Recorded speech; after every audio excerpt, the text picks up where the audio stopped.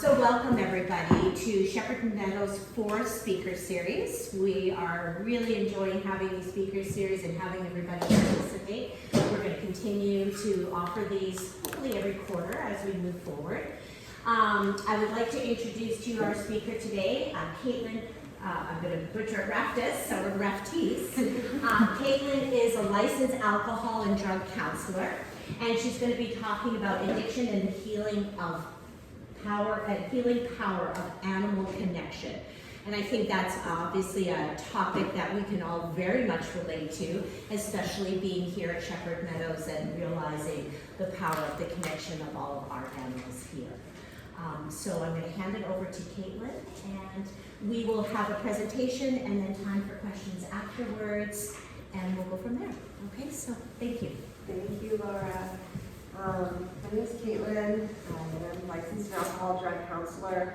I'm also an internationally certified alcohol and drug counselor with the ICRC. I am originally from Canada, and I am recognized as a registered psychotherapist and a Canadian certified counselor in Canada. So lots of credentials, lots of experience working in the field of mental health, and specifically in the field of substance use disorder and addiction. So thank you all so much for coming today and being here today.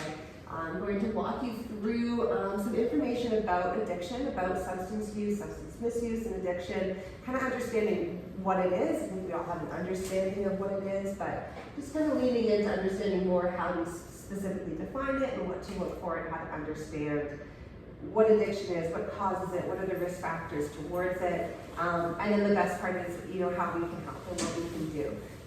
Addiction affects our society, it affects our community, it affects the world at large. It's such a widespread issue that it really relates, everybody can relate to it, I think, in one way or another. So I wanted to just extend my gratitude and my thanks again for coming and being here today. So with that, we'll get started. Again, I'm Caitlin.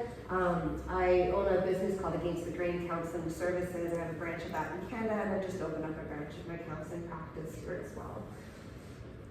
Okay, these are two awesome little critters from a farm called the Land of Lakes Rescue Petting Farm.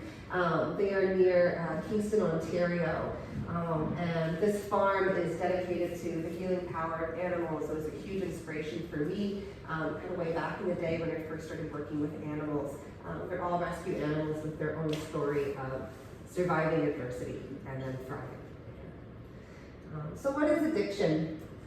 Addiction is a substance use that involves impaired control, physical dependence, social problems, and risky use. Addiction can also cover behavioral addictions such as gambling. We're not going to focus on behavioral addictions today, we're going to focus more on substance use. That's where my specialty is, and that's where I'm really trained to focus. And that's where we most often see and talk about addiction is in the realm of substance use.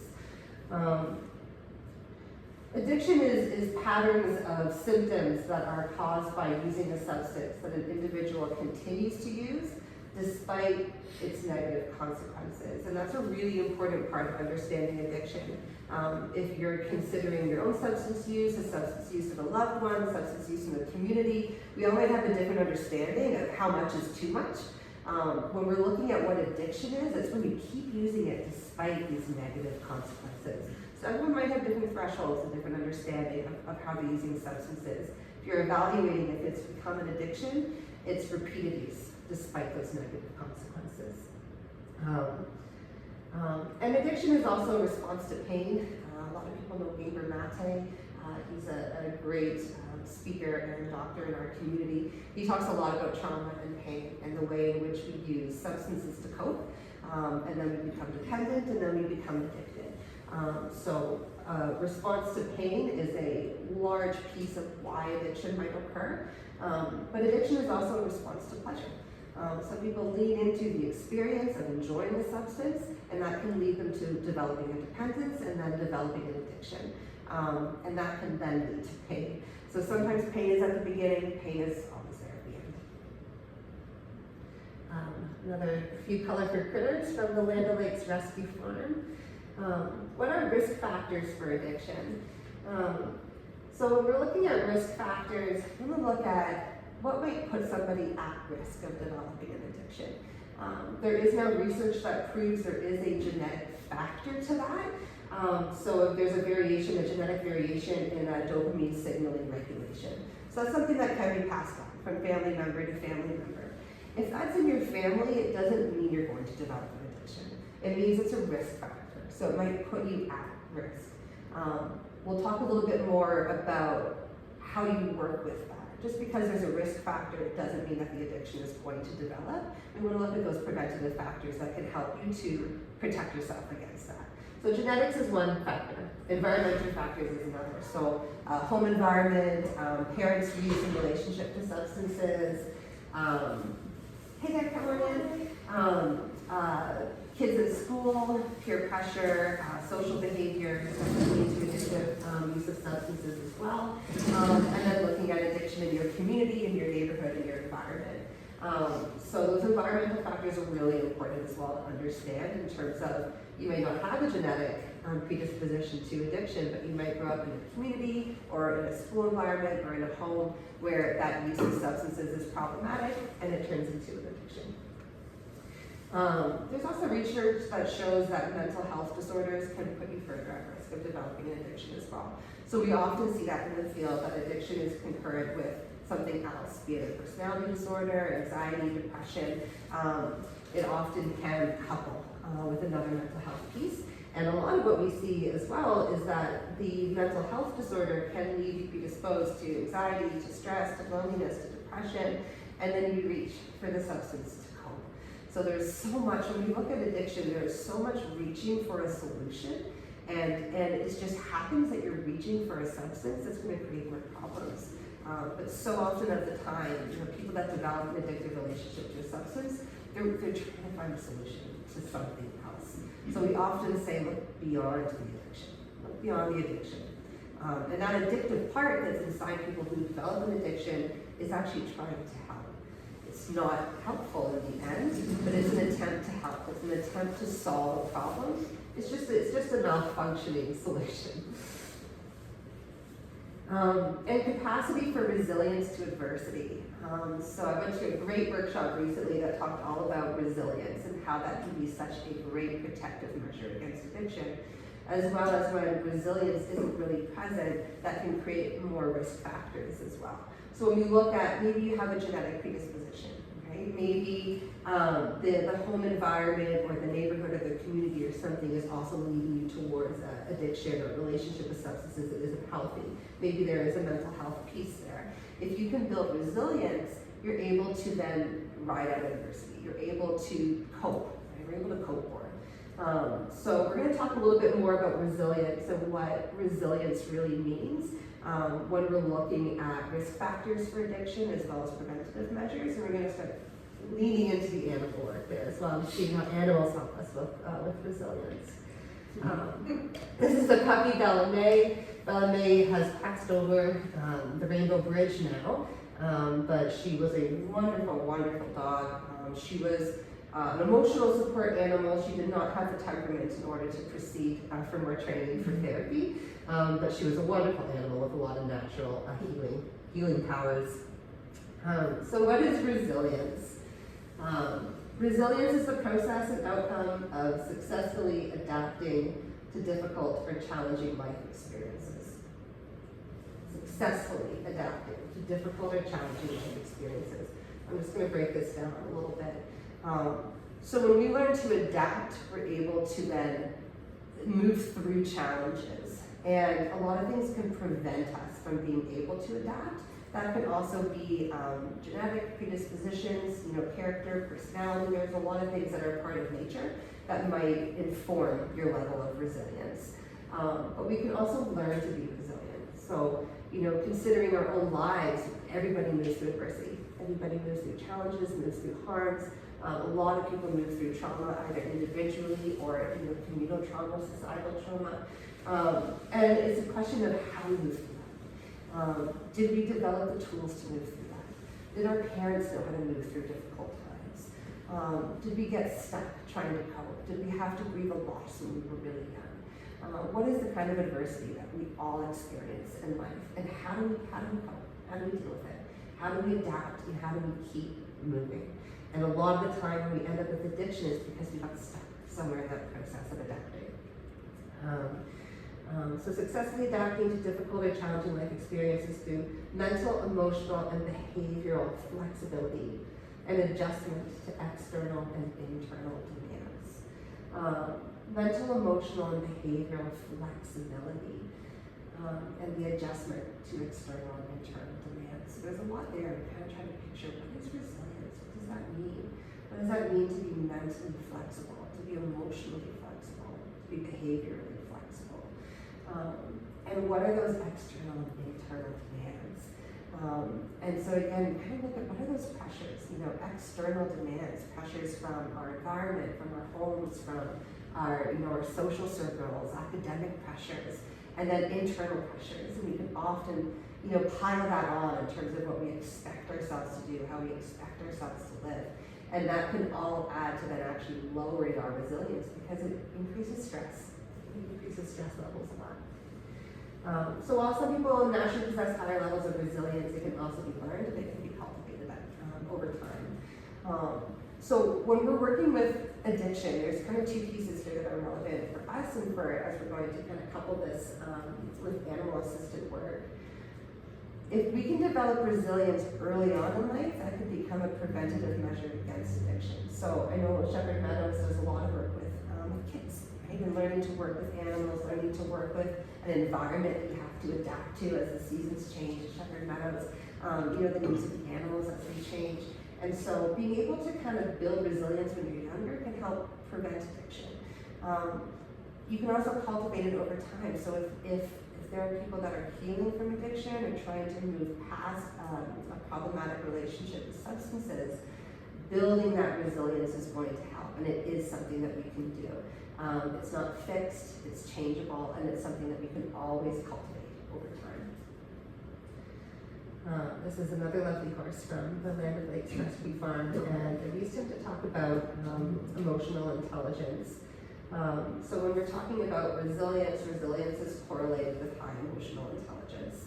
And what that means is it provides a healthy capacity for coping, regulating emotions, managing thoughts and feelings. We'll just stop there for a minute and look at the second sentence in a second. So if we have a high level of resilience, we likely have a high emotional intelligence. So we can boost our emotional intelligence to boost our resilience. To boost our emotional intelligence. And healthy capacity for coping, regulating emotions and managing thoughts and feelings is a really, really big piece. Again, that reaching behavior for people who reach for substances often try to manage overactive thoughts, overactive feelings, places where they get stuck, where they can't adapt, where they can't be flexible. And so they kind of reach for a substance to temporarily relieve that stress or that strain. And so when we're looking at resilience and emotional intelligence, we're going to start tying this into looking at how animals help with both of those pieces. Animals help us with our resilience, and they help us build our emotional intelligence. And both of those things protect us from developing addiction and can help us to heal from developing addiction. Emotional intelligence includes self-awareness, self-regulation, motivation, empathy, and social skills. So we're going to start getting to the good stuff, which is the animal work, and how animal-human interactions and animal-assisted interventions promote emotional intelligence. And they do that through the development of emotional, interpersonal, and cognitive skills, and that's starting to really be proved over time through research. Animal-assisted therapy, a lot of my information today comes from Aubrey Fine's book in the Handbook of Animal-Assisted Therapy, as well as some government websites that have information on addiction.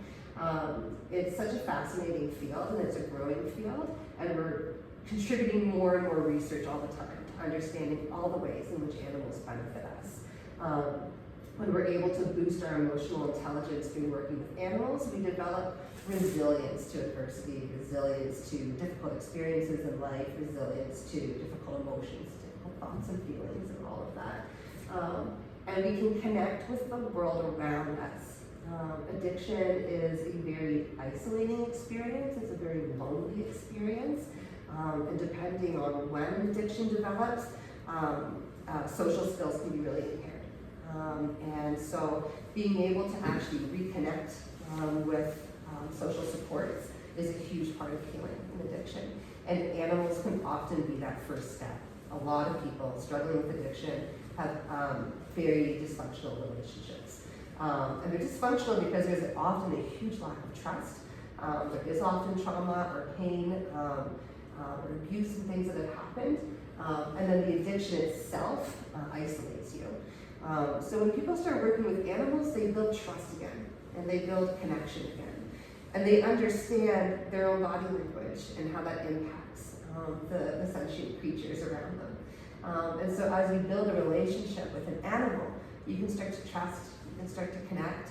You might get out of the house and come to the farm, right? And then you can start maybe saying hi to the other people that are there.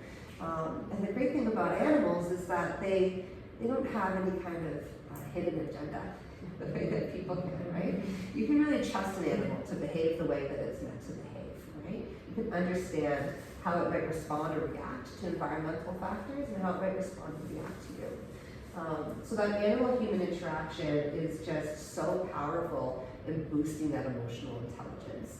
And then that's going to make you more resilient to the world around you and to the people around you and to the inevitable problems and issues and challenges that we all face. This is Bella May again with Squirtle and Myrtle, who are these two turtles right here. This is from my animal-assisted practice in Canada. We had a couple of turtles that would come in to the center during the days, and during the summers they would go outside, and they were in a big pond outside. And they strangely got along with my dog. So who's affected by addiction? Addiction doesn't discriminate. People from all walks of life struggle with addiction. It's one of those words that is weighted in so much stigma and so much shame, and yet it's so prevalent in our society. And so I always like to really preface talking about addiction, talking about the fact that it does not discriminate. It doesn't matter really who you are, where you come from, what your quality of life is. You might be struggling with an addiction. And so we have to be kind of mindful of that it does exist in all pockets and all realms of our society. It might look a little bit different, and it might be for slightly different reasons. It might be funded in a slightly different way, but it's prevalent everywhere. And no one really escapes it. Addiction also impacts the lives of everyone it touches. So that includes loved ones, family, friends, colleagues, the community of the addicted person. So again, it impacts everybody. The topic of addiction, as much as it has this kind of stigma attached to it, is actually relevant to everyone. In my work as a counselor, I've yet to encounter a client who doesn't have addiction somewhere in their history. Friend, their old boss, their old partner, their parent. It's most likely that everyone in this room knows someone was impacted at some time by somebody who had a problematic relationship with substances. And that's okay. That's okay. It's a part of our society, and it's important that we can accept that. Because that's how we can start to work with it. So it affects everybody. Just last year, 46.8 million Americans battled with substance use disorder. And that's just in the past year for individuals aged 12 and up. And I always find statistics interesting because how many people were part of the research that went into that number? How many people didn't sign up, didn't admit it, didn't talk about it? So whenever we look at numbers with addiction, they're often much higher. Miss Bella by Lake Ontario. The path to recovery. So this is just a quick bit talking about the different ways that people heal. So if you're here today just interested in the group program you might be running on the farm, if you're here today thinking, someone who might be kind of struggling with something. Or if you don't really connect with addiction at all, but at some point down the line, you might encounter somebody who's struggling. It's good to know kind of the different ways in which we treat addiction. So outpatient programs is a pretty popular option. It's generally an intensive kind of outpatient care where clients can connect with a counselor at a center devoted to addiction and meet regularly, sometimes several times a week, sometimes weekly, but often at least that frequently in order to seek care. Outpatient programs also include medication-assisted treatment. So that's looking at things like methadone clinics. I'm currently training to understand more about medication-assisted therapy, so I have to, have to kind of share and expose. I don't know a huge amount about medication-assisted therapy yet. I'm learning more, but that's what outpatient programs look like. There's inpatient programs, which is the rehab. So sometimes people end up in rehab. That can be a very scary experience for many. There's often a lot of resistance to it, and it's often not the first step. So a lot of times, family members and loved ones say this, go in there, get into that inpatient care. And there's a lot of reasons people will resist. Again, trust is a huge factor. Relinquishing control is also a really big piece. And often people need to attempt other ways to heal before they're going to accept that they require inpatient care. And sometimes people don't get there. Inpatient care is also not a cure-all, and many people will relapse after going into inpatient care. That doesn't mean they failed. It means that they're just working on those skills that they learned while there. And sometimes they have to return, and that's okay too. Counseling and psychotherapy is kind of the classic or basic in terms of looking for support. And that generally looks like weekly, bi-weekly, or maybe monthly sessions if you're maintaining your sobriety. Counseling and psychotherapy is not enough on its own. So generally, folks who are working through an addiction might be meeting with a counselor, but they are very likely going to require other resources as well. A big one is community support groups. And community support groups look like the classic AA or NA. There's also a group called Smart Recovery that's based on cognitive behavioral therapy. So AA and NA have about a 30% success rate. They're pretty good and they're free, but they're not perfect by any means. So sometimes people like to explore kind of the scientific based approach. Smart Recovery. There's also a couple of groups, Refuge Recovery, Recovery Dharma, that are based on Buddhist and Eastern traditions. So there's a lot of community support programs. There's more and more being developed all the time. So generally, if one doesn't feel like the right fit, it might be that another one would be best. And those community support groups are kind of a classic as well in terms of loved ones who say, go to rehab, go to AA, right? That'll solve it. And it can. But there can be a lot of reasons why people resist. And so it's just always important to kind of know that people need to choose and reach. Again, addicts and alcoholics have been reaching their whole lives. They're just reaching for the wrong thing. So what we want to do is kind of help support them in reaching for the right thing. And if we push too much, then they might really resist that thing that could be right for them. So it's always important to kind of know that those community support groups really function on attraction rather than promotion, which means it's not going to be successful if someone's pushed into it. They have to choose. They got to choose to be there. And animal-assisted wellness. So animal-assisted wellness is a huge passion of mine. Again, I've had my animal-assisted practice in Canada. I've moved here to Connecticut just in the past couple of years and connected with Shepherd Meadows. And I'm really, really enjoying meeting all the animals here and working with the animals here. Coupling animal-assisted wellness and therapy and interventions with addiction is something I'm really passionate about, and it's something that I'm not able to find all that much research on. And so that's why I find it really interesting, because I know it works. We know animal-assisted therapy works for a bunch of reasons we're going to talk about soon. And animal-assisted therapy helps build emotional intelligence, it helps build resilience, which helps addiction. But what we don't see is a lot of research that supports that yet. So it's an interesting field and it's a growing field. One thing I can say is that with the amount of people that I've worked with who are in recovery or working towards their recovery, when there is an animal present in that person's life, it is so powerful. It is so, so powerful. There are so many people who say, I don't even know if I can stay sober today for me, but I'm going to stay sober for my dog. I'm going to stay sober for my cat, right? And so having that sense of purpose is so important. And having that sense of connection is so important, it's so valuable. It's a very, very interesting and powerful coupling when we look at addiction and we look at animal-assisted wellness and care. And this is just a kind of a disclaimer that says addiction is a very multifaceted issue. So treatment plans for recovery must be multifaceted as well. And what that means multifaceted is that we just need lots of different approaches. We need options, we need variety. It's not a one-stop shop in terms of having, a model of care that will fix it. There's lots of different ways in which we can recover, just like there's lots of different ways in which we might have become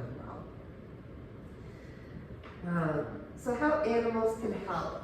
Let's just stop for a really quick second here. So we're going to start going right into the animal-assisted therapy and care, and I just want to open up and ask if anyone has any questions about the information surrounding addiction so far. We're all good? Okay. Am I going too quick? No. Okay. So how animals can help.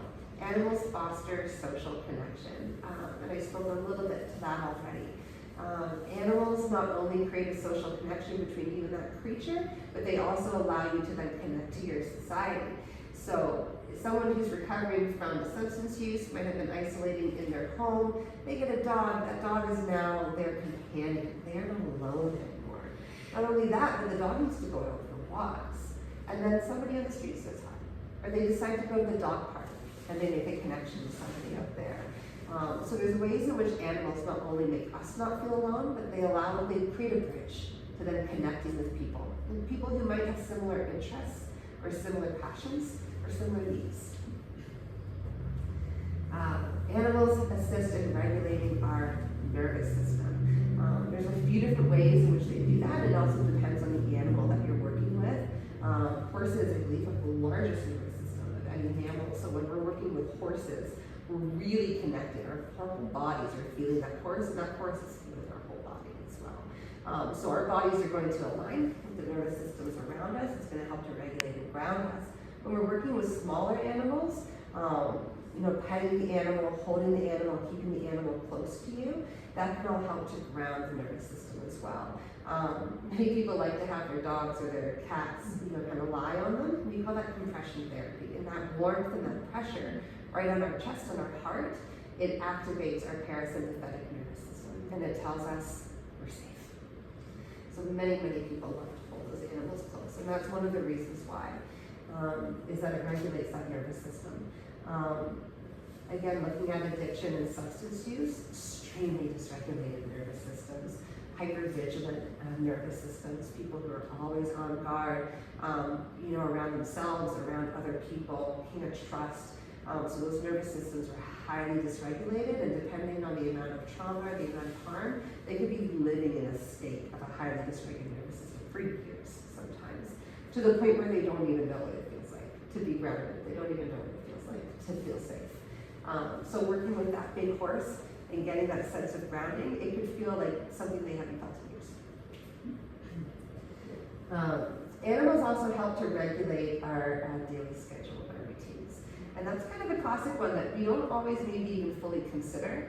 I get up around the same time because I have to feed my animal. I have to take my animal out. My animal has these needs. So not only do I have to get up to do that, but I also realize that my animal's health is optimal when that's happening, and that can transfer back to me, right? So maybe I should be getting up and going to bed around the same time, right? Maybe I should be eating somewhat regularly in order to nurture and fuel myself. So we start to care for the animal, and then there's this great kind of natural response, which is that now my routine is becoming more regulated.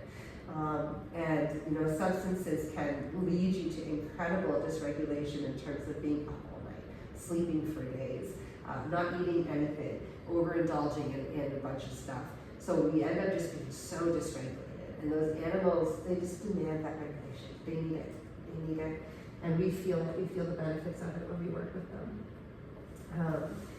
Animals, some, most, and this depends on the animal, can offer a lot of unconditional positive regard. And that's something that people who struggle with addiction do not experience. They don't experience that from sometimes their family members, from friends, from people at school or at work, and definitely from the community at large. And again, there's so much shame around addiction. And so being able to be met with unconditional positive regard means it's okay if you slip today. It's okay if you make a mistake. We're not going to set the bar up here and then shame you as soon as you don't make it. If I have a dog and I'm trying to get well and I just got that dog into the backyard today and I didn't go out for that walk, the dog's still going to love me. If I slept through the night and I didn't do something that was needed, the dog's still going to love me, right? If I cry all day long, that dog is still going to love me. So why I say some is that depending on the animal that you're working with, that may not always be the case. And that's something to be aware of. Animals have their own stuff. They can have their own personal history, their own background, their own trauma. They can have their own anxiety and their own stress as well.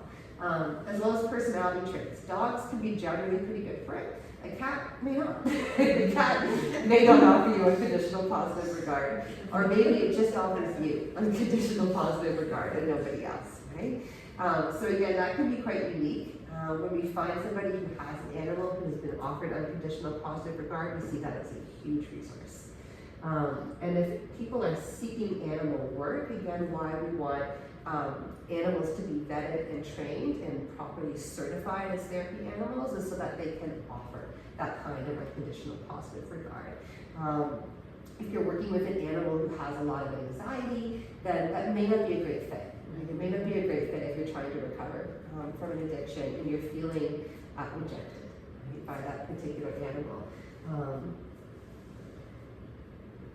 Establishing a sense of trust, a sense of safety, and a sense of rapport. So we've talked about that a little bit already in terms of that unconditional positive regard, and an animal who's going to continue to show up for you, who's going to continue to be there, who's going to continue to work with you. That trust and that safety and that rapport can then extend to people. But often we can come to understand an animal and anticipate an animal's responses and behaviors much sooner than we can do with a human. So when we're trying to get people to build their emotional intelligence and begin to advance back into social supports and social circles, the first step can often be working with those animals. By helping to build effective verbal and nonverbal communication skills, that's a really big one. A lot of people can move through life without necessarily knowing what their body is communicating, and that can greatly impact your world. It can greatly impact your relationships and your interpersonal world around you. So when we work with animals, we start to understand how we affect the energy around us. And that can be so powerful in terms of somebody healing, because maybe I'm always like this, right? And I'm powering all the time and I feel lonely, and I don't realize that I'm not making eye contact with anyone. Right? I'm not realizing that I'm not approachable, right? And so as we begin to work with animals, we can come to understand why posture, why eye contact is so important. And an animal will respond, if they feel on edge, if they feel threatened, if they feel that you aren't completely safe, they're not going to feel completely safe either. And sometimes that can be a valuable learning outcome for someone who is struggling with their relationships. You know what, this horse is struggling to work with me, and rather than feeling rejected, we could work with that. Right? We can work with that and understand how that might be impacting your life, and then we can work with that horse, right, to slowly start to build a better communication pattern with them.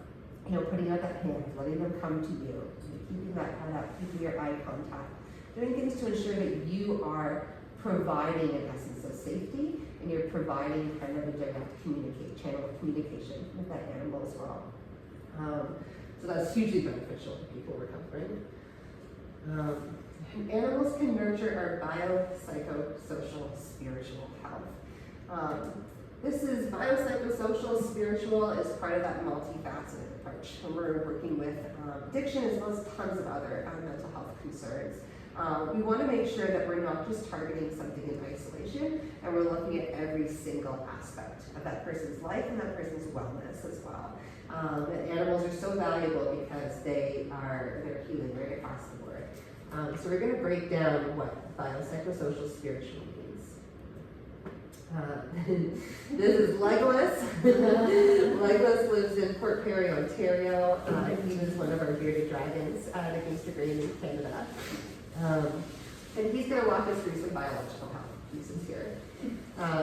So animals can help by decreasing levels of cortisol. When we work with animals as pets, as companions, in therapy, at the farm, they're going to decrease our levels of cortisol. This has been proven in research. And they're going to increase our levels of serotonin. So they immediately de-stress us.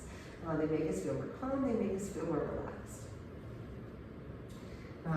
Working with animals can also lower blood pressure. I read this great fact when I was creating this presentation that a heart attack patient has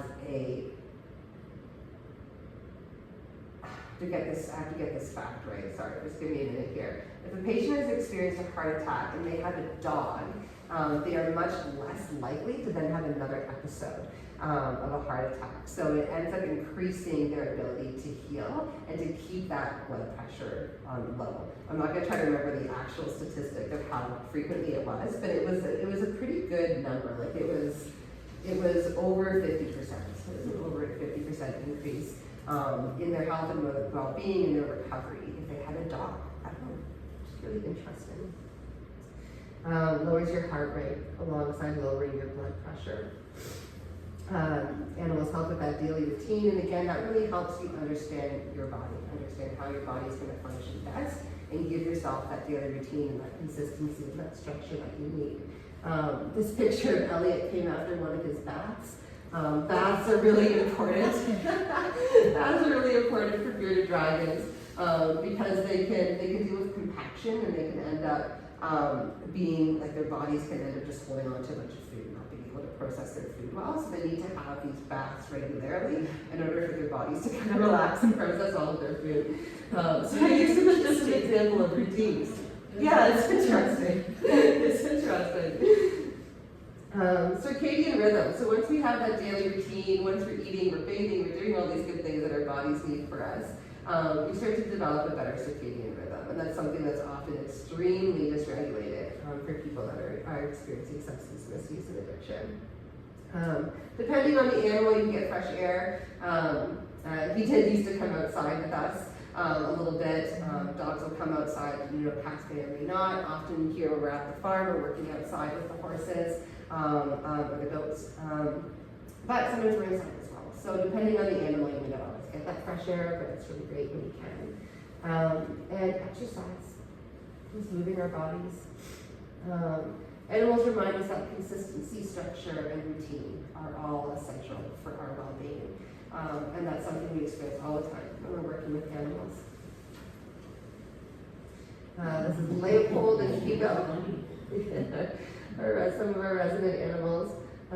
Hugo was he met Leopold with a lot of grace. She loved him and always wanted to play with him, and he was a little standoffish at first, and then he realized that she really just wanted to play.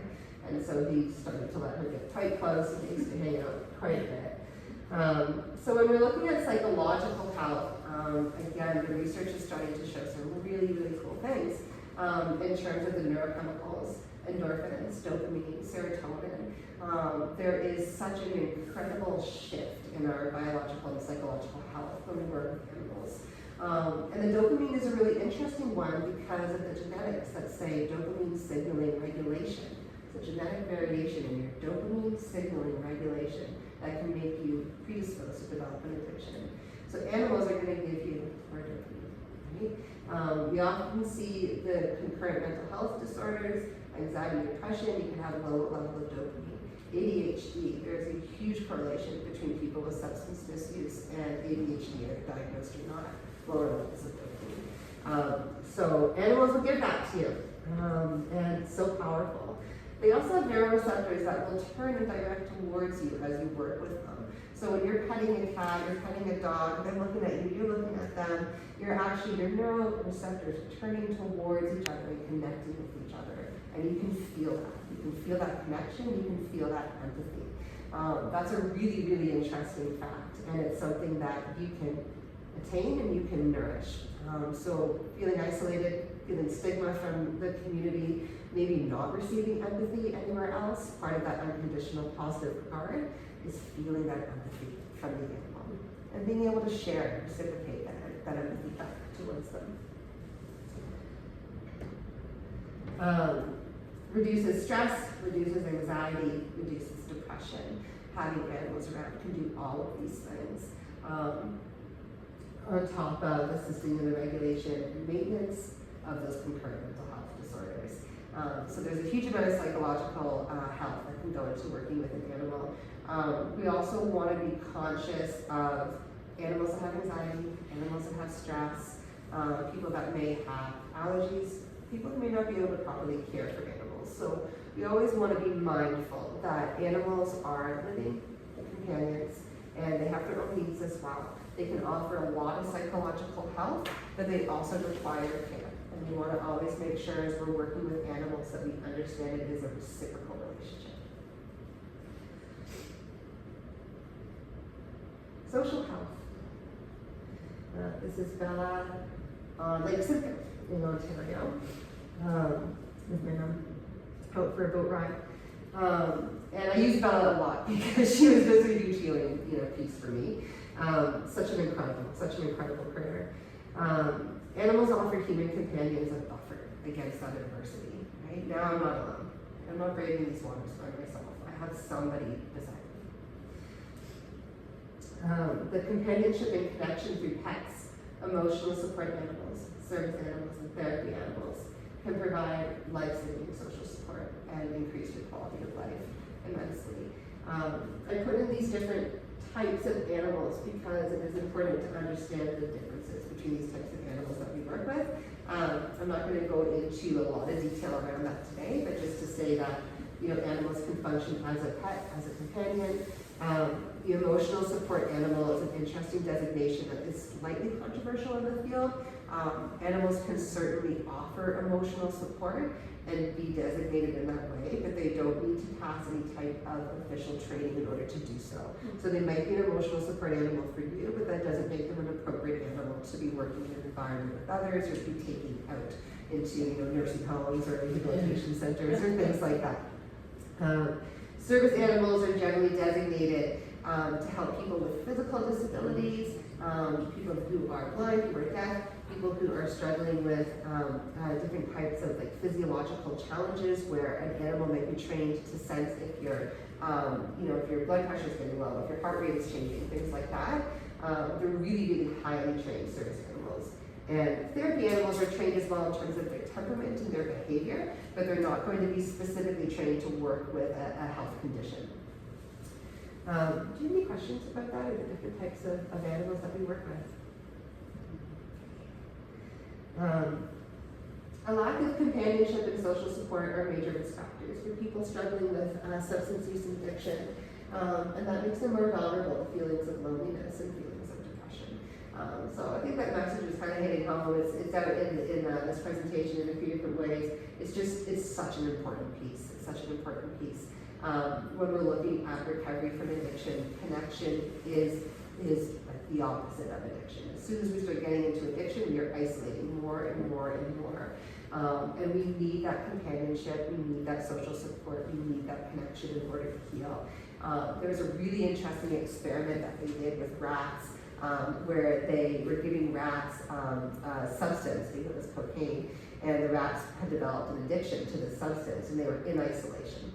And then they moved the rats into a setting where there's other rats, where the environment is more stimulating, there's a few different things to do. The cocaine is still available, the rats just moved away from it. So they just walked away from an addictive behavior because the environment changed and because they had a connection in a new space. So that rat experiment is a pretty famous experiment in the field of addiction because it proves how valuable connection is, as well as having an environment that is stimulated as well, where you have options, where you can move around, where things can change and grow. And spiritual health. Spiritual health is an interesting part of addiction recovery, and it can also be a little controversial as well, because not everybody has kind of a spiritual aspect of themselves or their identity. Spirituality can be part of religion. It can also be more less defined. So when we're looking at spiritual health, it's really looking at, in order to make it inclusive and in order to make it relevant to everyone, it's looking at purpose. It's looking at connection to not just the people around you, but the life around you. Why am I here? Why are we here? And there can be a different reason for that, and everyone in this room can have a different reason for that, and that's okay. Right? What we're looking at when we're helping people recover from addiction is developing their own spiritual understanding of the world around them. And that can be based on completely scientific aspects of life as well, right? My spiritual understanding might be the Big Bang. It's just floating through this galaxy, right? And that's okay. The point is to nurture your belief system, whatever it is. So being in nature and connecting to animals allows us to connect to meaningful stories and belief systems that are embedded in our shared human history. Throughout time, animals have been revered as having certain powers or properties. Certain cultures might see animals as guardian spirits. There are so much animals that are included in our folklore and in our mythology. So that's a really kind of interesting aspect of the spiritual health when we're looking at animal healing.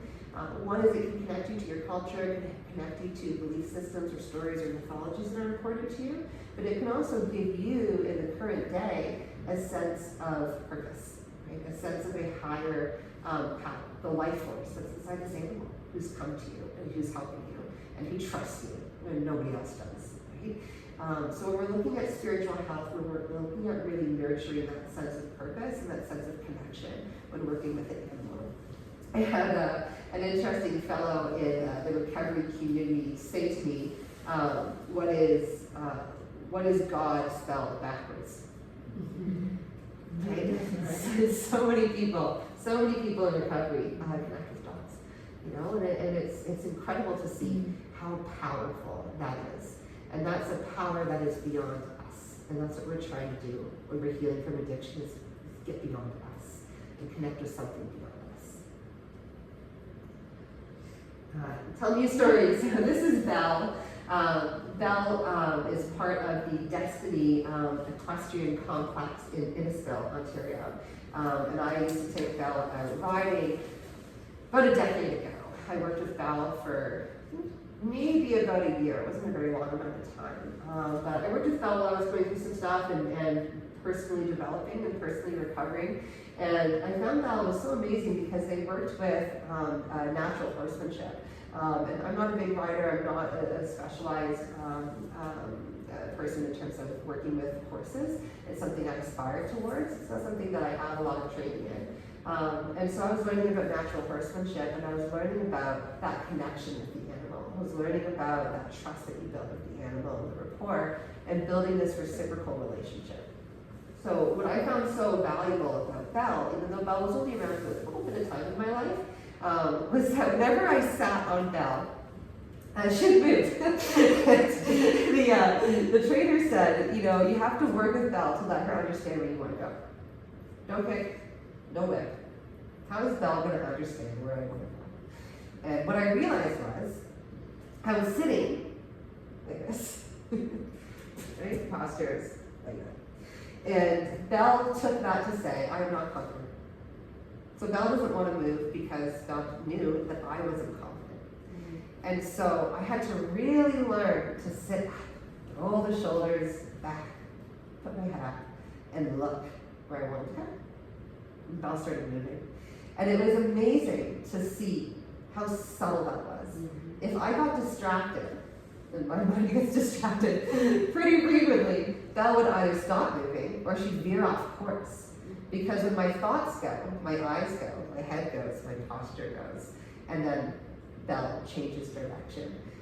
So that was such a powerful experience for me to understand that those subtle shifts have an effect on the people around me. They have an effect on, I had Bella at the time. When I was walking Bella, she would get quite distracted as well. And I realized I wasn't focusing. And that leads to a certain amount of anxiety in the animals around you because they don't know where to go. And they don't know how to respond to that.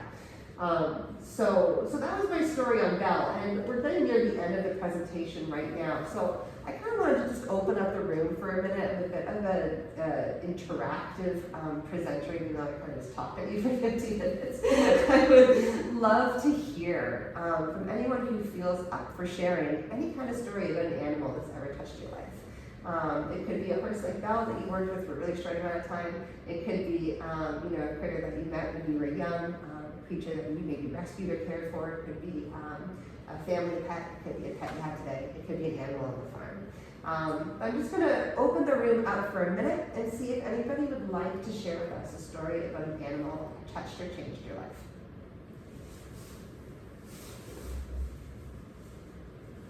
I'll go. I was an oncology nurse during COVID. I have my own horse. I compete a lot, very rigid lesson program, all of that.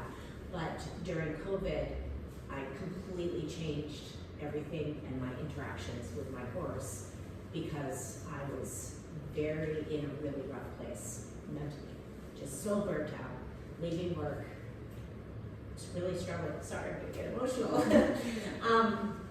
And my horse, who I adore more than anything, is a wise old soul. And we'd change courses completely, and I would just go out and trail ride in the evenings. And I could literally, like everything that you're saying, my blood pressure, my heart rate, my stress, my connection. We would go off into the trails, I would talk to him, I'd tell him all about my day. I know he listens. But he really, by the time, even if it was just a half an hour, by the time I got back to the barn and was unpacking him, completely changed. And then I could sort of reset myself, go home to my husband, have a normal interaction. I shouldn't say normal, have a healthy interaction with my husband, sorry. But that, that because I wasn't taking all that baggage home. And then I could wake up the next morning, go to work, care for my patients. It was like a reset every night. And I totally did not compete or do anything. That was not my goal anymore. My goal was my mental health and my just self-care. And it made a huge difference. Thank you. Thank you so much for sharing that. Absolutely. Absolutely. Does anyone else have a story about an animal they'd like to share with us? I'll share. Every single animal on the farm for me has been very healing. I had a fairly significant health issue a few years ago, and I made the choice to, start interacting and finding ways to engage with horses again, because that had been something that I had done, for a lot of years as a young adult and a child, and hadn't really had that opportunity as a regular adult, as a working adult. And it's been really helpful for me as well. And it's funny because I took a picture of the biological because we lost our dog about a year and a half ago, and my husband's been very reluctant to get one, and of late my blood pressure's been high. And for a lot of different reasons, but I just took that picture and I'm going to go home because he's a little concerned about that. And it's fine, everything is good, but I'm like, okay, I need another dog now. Yes. And I'm not waiting anymore, so, because it's all about my health at this point. So, animals are so important. Absolutely. Thank you. Thank you so much for sharing. Anybody else like to share a story about an animal that's touched or changed their lives? I think we, as instructors here, see the difference every minute of every day of some of our participants. Whether it be overcoming emotional challenges, challenges through their life, school, confidence, whatever that may be. When I watch some of the participants just touch that horse, it totally changes. They go from an individual with no confidence, no ability to make what they feel are the right decisions. They've been told that they are, stupid, worthless, all these things that are come down from society, and then they make that connection physical, emotional, and their entire character of everything about them change. And then they, like, listen to one of my writing lessons, exactly what you said to us, but their entire confidence, they just open up, and their eyes open up and sparkle, and they are now this young, confident person who feels that they can handle anything during that time. It's, I mean, some of you probably think, really, it is true. magical. It is black and white, as clear as can be, the difference it is. Yeah, absolutely, absolutely. Thank you, Laura. As you're describing that, I'm seeing the resilience just growing and flourishing and embodying those participants as they work with the animals, and they take that back into their lives. Absolutely, thank you. So we're going to move to Q&A. I'm almost through the presentation here, almost done with the hour. So I'm just going to open up the floor again, not to put you on the spot to ask you about stories, but to ask you if you have any questions as well. And that's okay if you don't, and it's great if you do. I'm curious, like, what's the program when somebody comes to the farm? Like, what's the routine? So I'm developing a group program right now. It hasn't been implemented yet. We're working on it. Yeah, we're working on it. We're working on it right now. So I don't want to share too much of kind of just what my brainstorm is before I work more closely and we develop something more clear. But we are working on a group program that we're going to start offering at the farm. And we're just sort of working through the details right now, what that will look like and how frequently it will be occurring and when and all of that. But the idea around that program is going to be to have a section of the work that will be specific to animal interactions and animal interventions. And then there'll be another portion of the work that will be a guided group therapy session in here.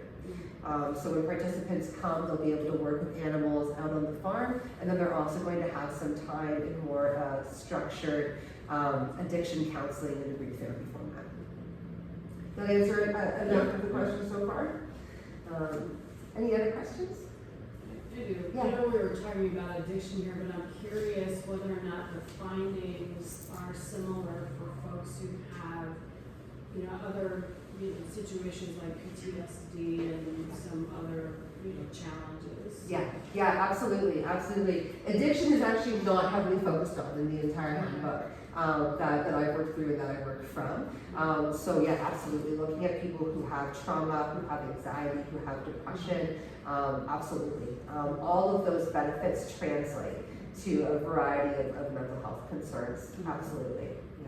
Yeah, absolutely. But with PTSD as well, that there's going to be kind of two aspects of that, and one is that they're going to offer the biological, psychological, emotional, kind of spiritual healing for that person. So they're going to have that animal with them to help them. The animal is also going to understand if someone's going through, say, a flashback or a dysregulation. The animal can respond to that. So it would depend on the animal.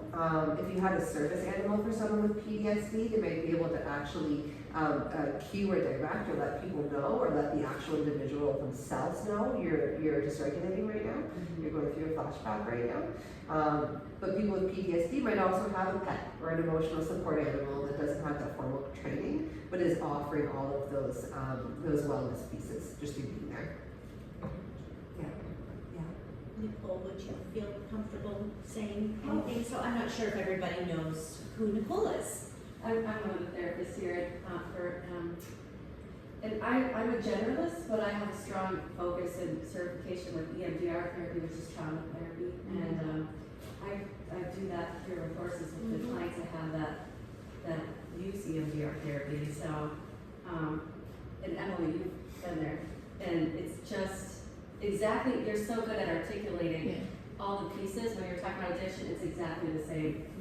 And the emotional regulation, the distress tolerance, the attunement, I think is, and the resourcing part. There's part of the trauma therapy is you get people triggered, and then you help them desensitize the distress and the activation to internalize negative thoughts that distressing situations can cause. And so part of that is helping in an office setting, helping people, taking some time at the end of the session to help them get into a positive state so that they're not leaving the like all dysregulated, but the horses, like in real time with the therapy, we'll have somebody who's like crying and working through trauma, and then the horse will do something funny and silly, and they'll just start laughing. Yeah, That's kind of happening right breaks, there. yeah. It really accelerated the progress, Mhm. like the time it took, how many sessions it took, right? Yeah.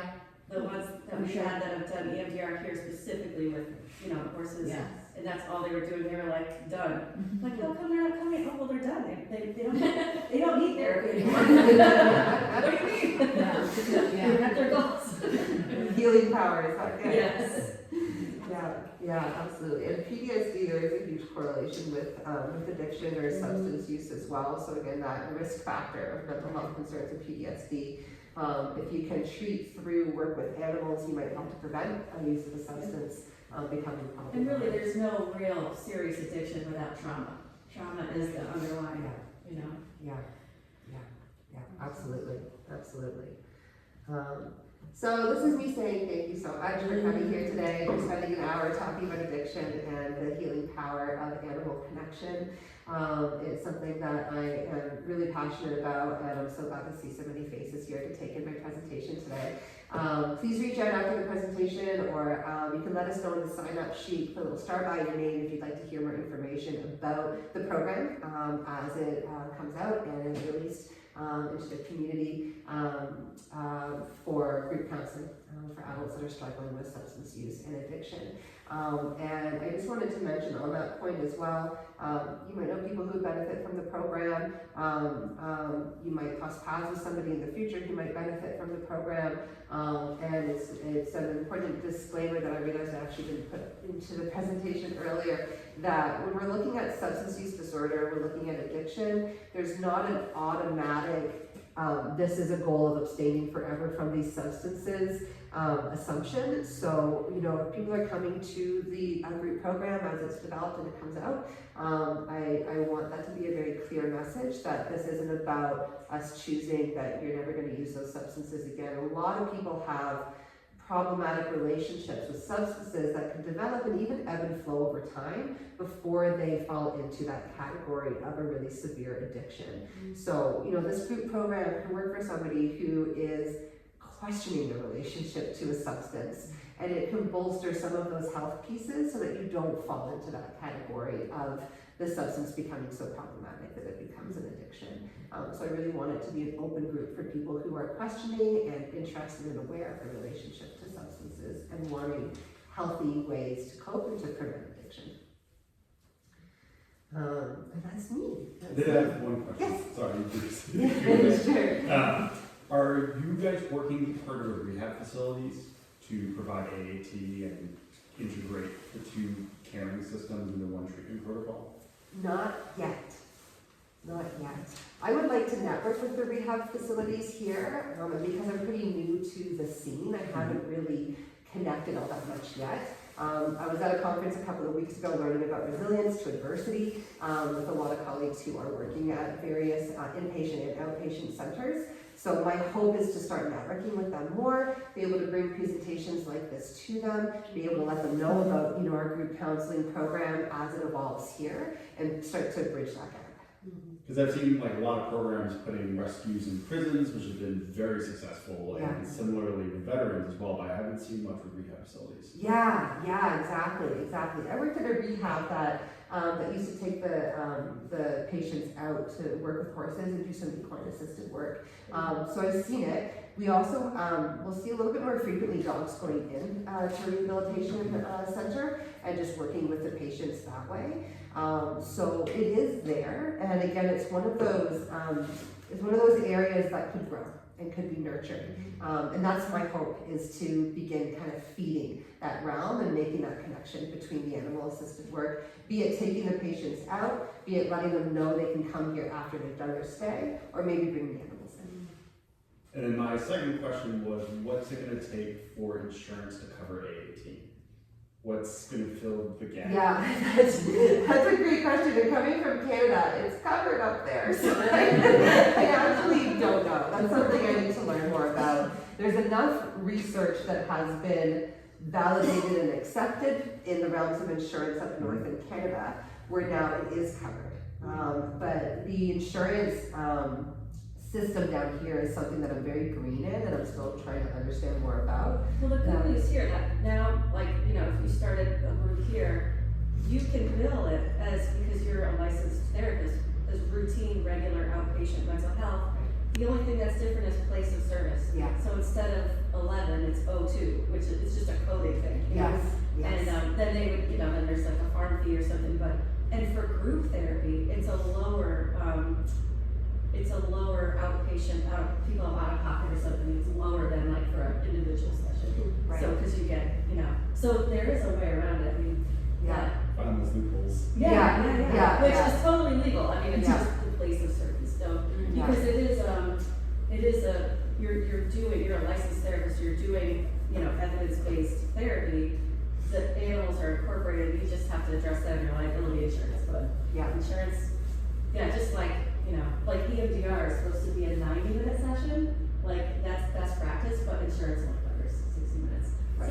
So we just bill for 60 minutes. Right. So you can offer therapy in an animal-assisted setting, Yeah. where there might be, or, you know, animal-assisted interventions, Mm-hmm. and that could be billed under a standard therapy session. Right. If we wanted animal-assisted therapy or equine-assisted therapy to be covered, I would say research. Right. To keep providing more research and more evidence that keeps saying this on its own is so powerful and should be recognized. And look at all this work that we're doing in the community and with animals. Contributing to the research, writing for the, you know, like that, you know, EMDR is my thing, Yeah, you know, the peer-reviewed things. Yeah, That's peer-reviewed what we need to articles. contribute to the research. yeah, we need more studies, and we need more research. Yeah. Any other questions? All right. Perfect, that's my big slew of references.